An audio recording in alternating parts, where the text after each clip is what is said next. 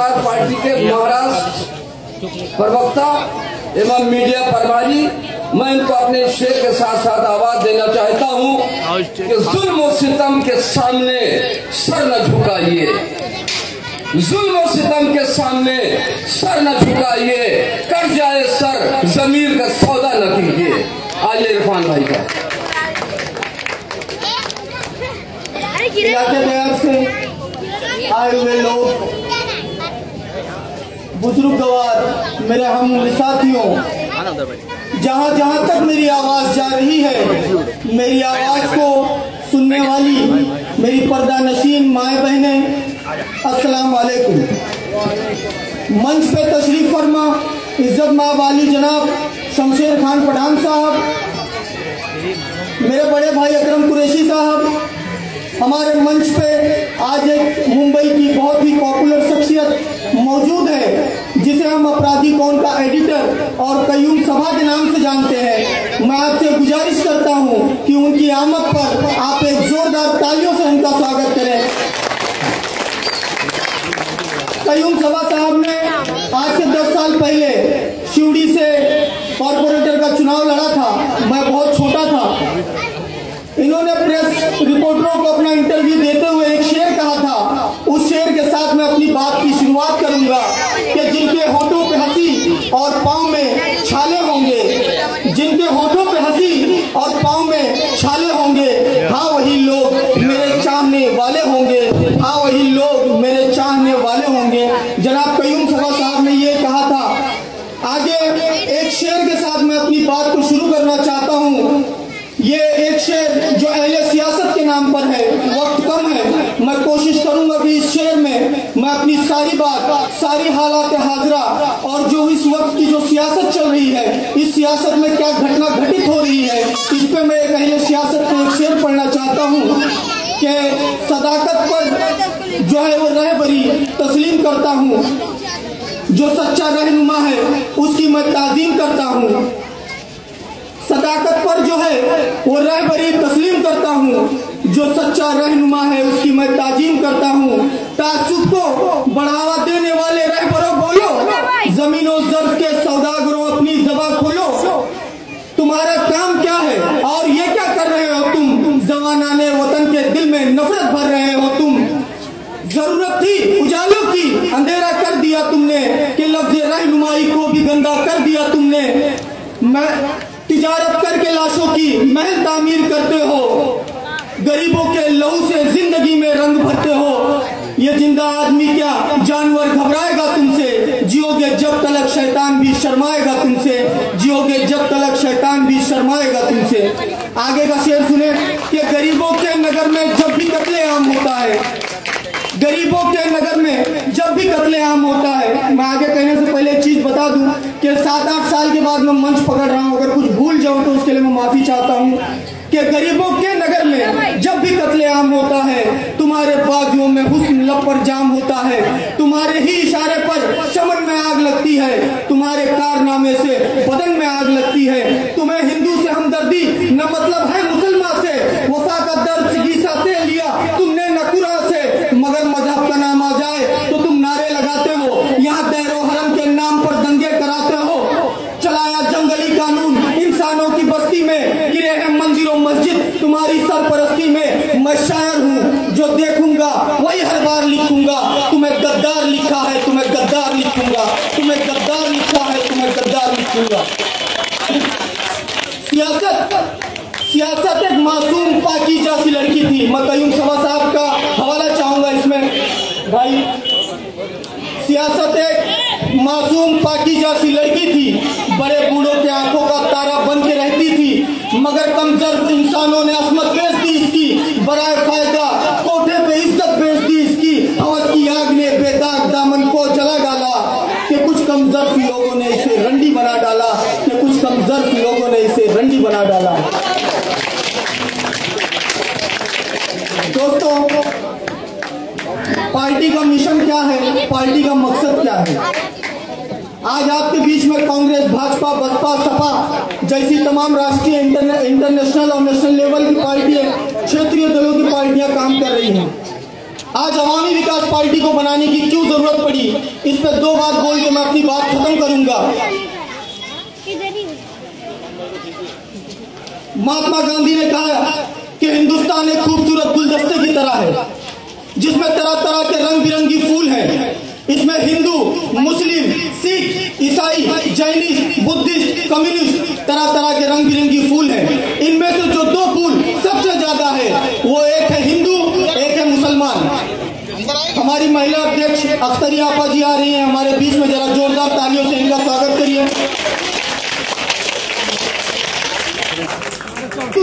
कहीं ना कहीं कभी ना कभी दिन भर में मुलाकात होती है। मैं जानना चाहता हूं फिर आखिर वो क्या बात है जब चुनाव हमारे सरों पर होता है तो हिंदू हिंदू हो जाया करता है, मुसलमान मुसलमान हो जाया करता है। दिल्ली में बैठी सोनिया गांधी कहती है इस्लाम खतरे में है, गुजरात में बैठा नरेंद्र मोदी कहता है हिंदुत्व को खतरा है, हिंदू खतरे में है। सोनिया कहती इस्लाम खतरे में है, नरेंद्र मोदी कहते हैं हिंदुत्व खतरे में है, और ये इरफान दावे के साथ कहता है ना हिंदू खतरे में है ना मुसलमान खतरे में है। खतरे में है तो सोनिया और नरेंद्र मोदी को अपनी अपनी सीटों का खतरा है, ना हिंदू खतरे में ना मुसलमान खतरे में। अंग्रेजों ने इस देश के दो टुकड़े किए और इन भ्रष्ट नेताओं ने देश के दो टुकड़े किए। एक में 30% लोग हैं। मेरी बात का एक एक बात का गौर करना और स्टेज के प्रोग्राम खत्म हो जाने के बाद मुझे रोक के पूछना, मैं इसका सही जवाब पुरुष के साथ दूंगा। हिंदुस्तान में दो वर्ग, एक 30% का जिसके पास तमाम तरह की सुविधाएं हैं, सुबह उठने से लेकर रात के सोने तक की। 70% में वो लोग हैं जिन्हें पीने के लिए साफ पानी नहीं मिल रहा है, एक वक्त का खाना नहीं मिल रहा है। और इसी जरी मरी में मैं ऐसी माए बहनें दिखा दूं जिनकी छातियों के दूध सूख चुके हैं कि उनके नौनहाल बच्चों को दूध नहीं पिला सकती है। मैं इसी जरी मरी में प्रूफ करके दिखा दूंगा। इसी जरी मरी में ठंडी का सीजन चल रहा है, ऐसे भी फैमिली होंगे जिनके पास कबर्ड में स्वेटर, मफलर, गिलाफ होगा। और इसी जरी मरी में ऐसे भी गरीब लोग होंगे जिनके पास में 2 जोड़ी कपड़े होंगे और वो 2 साल से पहन रहे होंगे। आपके पड़ोसी होंगे, पता कर लो। इसी जरी मरी में ऐसे भी लोग हैं जो अपने बच्चों को देश विदेश तालीम हासिल करने भेजते हैं। और इसी जरी मरी में ऐसे भी गरीब लोग हैं जिनके बच्चे म्युनिसिपल का सड़ा हुआ मिड डे मील खाते हैं। इसी जरी मरी में ऐसे भी लोग हैं जिनके कुत्ते सुबह उठकर दूध पीते हैं। और इसी जरी मरी में ऐसी भी फैमिली है जिनके बच्चे साफ पानी पीने को तरसते हैं। इसी जरी मरी में ऐसे भी लोग हैं जो अपने बेटे और बेटियों की शादी पर 10-10 लाख रुपया खर्चा करते हैं। और इसी जरी मरी में ऐसी भी मेरी बहनें और बहन बेटियां बैठी हैं जिनके पास 50,000 रुपए जैसी मामूली रकम नहीं है कि उनकी शादी वो इज्जत से उनके माँ बाप करके भेज दें। ये 2 हिस्सों में बांट के रखा है देश को।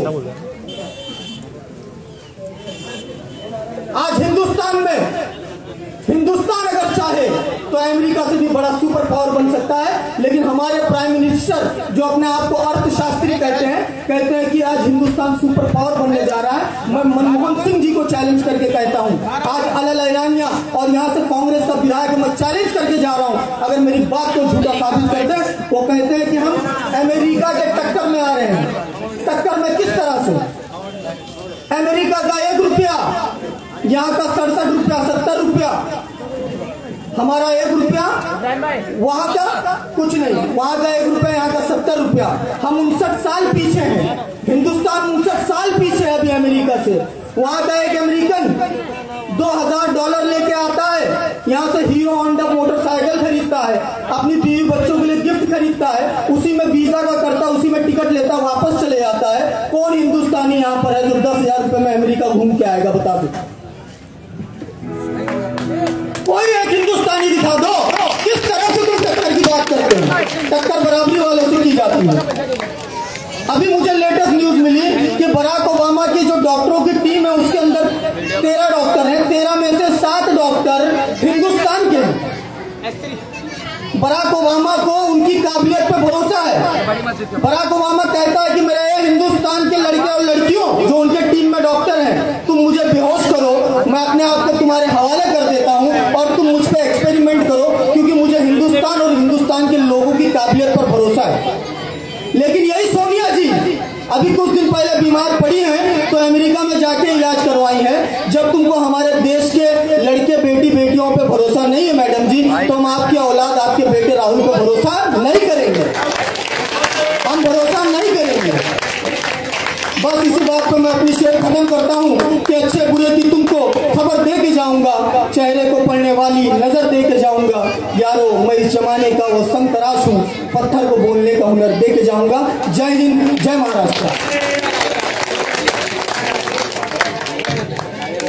हजरात, अभी आपने एक हर दिल अजीज नौजवान के जज्बात को सुना।